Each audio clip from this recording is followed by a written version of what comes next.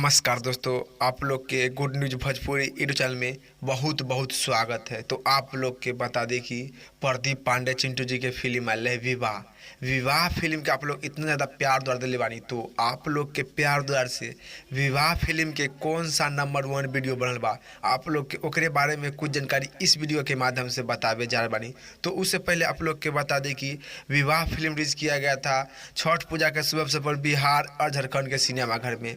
ओकरे बाद जो कि टीवी पर चलाल गया है 15 फरवरी के। जी हाँ भाई, तो आप लोग के बहुत सारा प्यार द्वार मिलल बा जो कि विवाह फिल्म के। तो विवाह फिल्म के सबसे नंबर 1 वीडियो बन गया बा जो कि आप लोग के प्यार द्वार से, जो कि वीडियो के नाम बा आम के अचार। जी हाँ, जो कि आम के अचार जो कि वीडियो बा जो कि आप लोग अभी तक देखले बानी या सुनले बानी न, तो आप लोग भी जाकर इंटरटेनमेंट यूट्यूब पर जाकर सुन सकत बानी, देख सकत बानी। तो आप लोग के बता दी कि विवाह फिल्म के सबसे नंबर 1 वीडियो बन गया बा।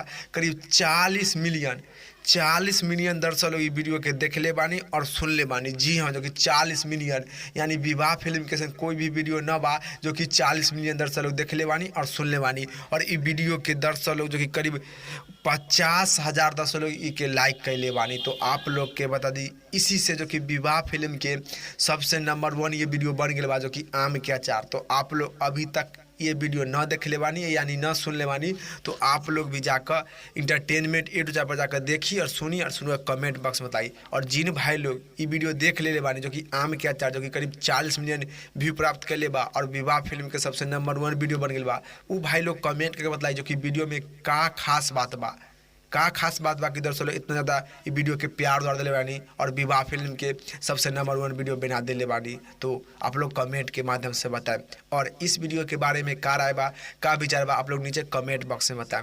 इसी तरह से वीडियो से अप टू डेट खातिर और जानकारी खातिर आप लोग हमनी के चैनल साथ मान लें।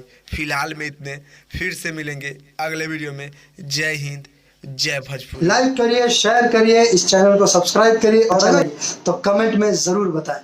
बहुत बहुत धन्यवाद।